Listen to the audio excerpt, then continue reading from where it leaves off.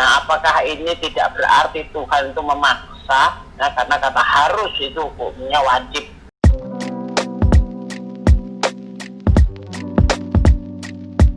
Assalamualaikum, selamat datang kembali di channel ini guys. Kali ini saya akan meluruskan pengajarannya dari seorang yang ngaku kristolog, yaitu Sugi Kristologi.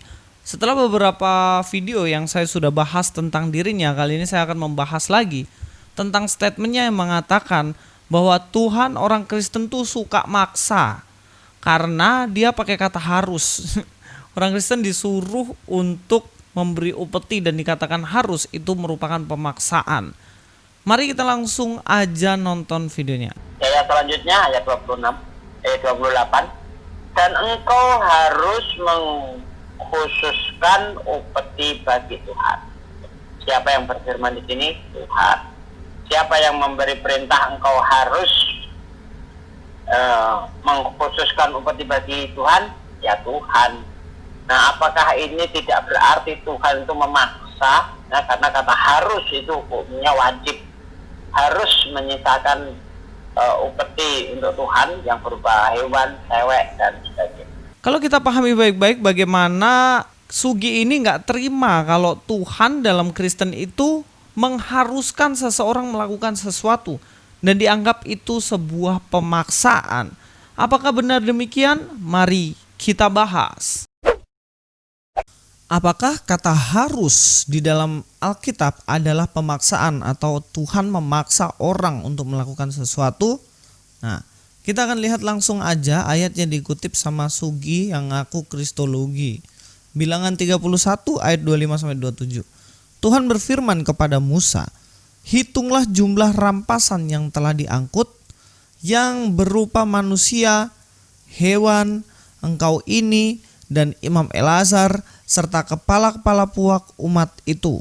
Lalu bagi dualah rampasan itu kepada pasukan bersenjata yang telah keluar berperang, dan kepada segenap umat yang lain.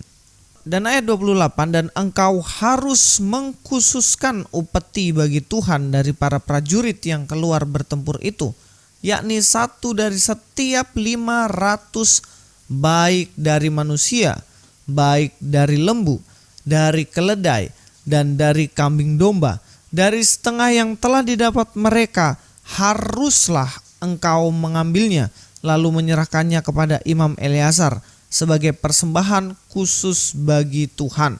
Yang dipermasalahkan oleh Sugi yaitu kata harus nih guys. Kata harus. Katanya Tuhan kok suka maksa-maksa. Nah, ini orang ini gak ngerti sebenarnya apa yang dimaksud dengan Tuhan. Mungkin menurutnya Tuhan itu yang suka disuruh-suruh.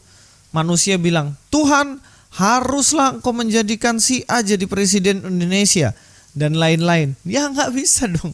Yang berkuasa atas hidup kita adalah Tuhan. Dan Tuhan ketika mengatakan kata harus, itu berarti berkaitan dengan ketetapannya.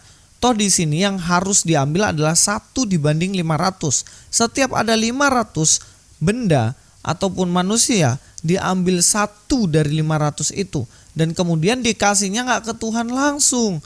Dikasihnya kepada Imam Eleazar yang merupakan wakil Tuhan yang ada di dunia ini. Dan persembahan khusus bagi Tuhan. Dan itu nanti akan ditaruh di rumah Tuhan. Kalau dalam konteks itu masih berupa kemah yang tentunya pindah-pindah juga. Dalam bilangan 31 ayat 30, tetapi dari yang setengah lagi yang untuk orang Israel lain haruslah, sekali lagi katakan haruslah engkau mengambil 1 ambilan dari setiap 50, baik dari manusia, baik dari lembu, dari keledai, dan dari kambing domba, jadi dari segala hewan, lalu menyerahkan semuanya kepada orang Lewi yang memelihara kemah suci. Nah, karena orang Lewi ataupun imam itu memelihara kemah suci Tuhan, yang artinya rumah Tuhan, maka harus engkau mengambil. Diambil 1 dari 50 dan kemudian nanti dipakai untuk orang Lewi hidup, dimakan, dan juga sebagai harta milik kepunyaan dari orang-orang yang merupakan suku Lewi yang adalah imam yang memelihara kemah suci. Sebab suku Lewi tidak pergi berperang. Itu konteksnya. Jadi apakah harus di sini pemaksaan? Ya enggak, ini adalah ketetapan Dan ini adalah ketetapan yang diberikan Tuhan kepada umatnya, manusia. Dan ini kok dibilang maksa. Gimana sih Mas Sugi kristologi ini? Yang kedua yang harus kita tahu bahwa Tuhan itu adalah bos kita, Tuhan kita, pribadi yang berkuasa atas kita. Jadi suka-sukanya. Nggak salah kalau Tuhan itu suka-sukanya Tuhan aja terhadap hidup kita mau diapain. Karena dialah pencipta dan kita hanya ciptaan. Nggak bisa kita yang perintah-perintah Tuhan.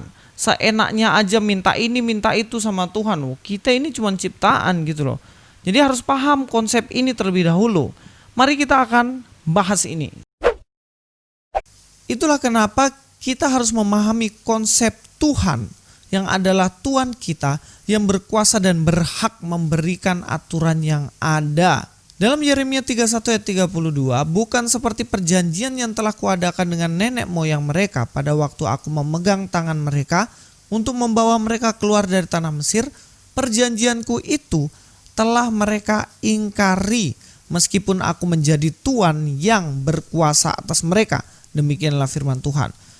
Jadi Allah Israel adalah Tuhan yang berkuasa atas orang Israel sepenuhnya.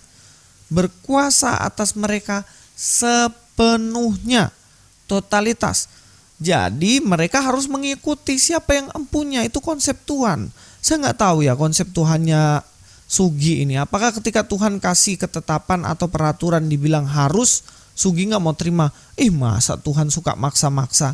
Kan aneh guys. Sekali lagi saya ambil kutipan dalam Keluaran 13 ayat 10. Haruslah kau pegang ketetapan ini pada waktunya yang sudah ditentukan dari tahun ke tahun.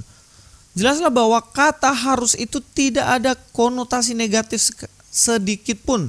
Makanya saya heran kenapa Sugi kristologi menganggap itu sebagai hal yang negatif dari Tuhan. Tuhan kok kasih harus, kok Tuhan maksa. Nah sekarang negara Indonesia memberikan peraturan, haruslah engkau memakai helm waktu berjalan di jalan raya memakai motor. Apakah bangsa ini, negara ini sedang memaksa Anda? Ya enggak, negara ini sedang memberikan peraturan kepada Anda supaya Anda tertib. Makanya kalau konsepnya itu sebagai pemaksaan, ya itulah kenapa suka melanggar-melanggar gitu loh. Kalau dibanding-bandingkan nih guys, sebenarnya tidak hanya di dalam kitab Kristen yang ada kata harus sebagai ketetapan, tetapi di semua kitab tentunya ada ketetapan dan juga memakai kata harus juga. Kalau berbicara mengenai kata harus, dan Sugi kristologi tidak menerima kata harus yang dianggap sebagai pemaksaan, ya berarti dia menentang agamanya sendiri. Sebab dalam Islam pun ketetapan memakai kata harus juga. Sambil contoh lah, dalam artikel ini dikatakan wawasan Al-Quran, haruskah seni suara Islami itu mesti berbahasa Arab? Nah, mereka juga memakai kata harus sebagai ketetapan. Contohnya lagi, menghafal Al-Quran harus berjamaah. Nah ini adalah ketentuan dan ketetapan kata harus. Ketika harus sabar dalam penantian. Bahkan di dalam mereka sendiri kan menanti itu harus sabar. Perempuan ahli surga pandai menjaga lisannya. Sang suami harus cemburu pada istrinya. Kapan muslimah harus menyuburkan amal salehnya. Semua kata harus. Sebab memang kata harus dipakai untuk menunjuk sebuah ketetapan peraturan. Bukan hanya sekedar pemaksaan. Kalau memang Sugi kristologi tidak terima kata harus itu sebagai suatu yang positif. Dan itu sebagai negatif, sebagai pemaksaan. Ya robek aja semua peraturan yang Tuhan berikan dan ada kata harus. Benar gak?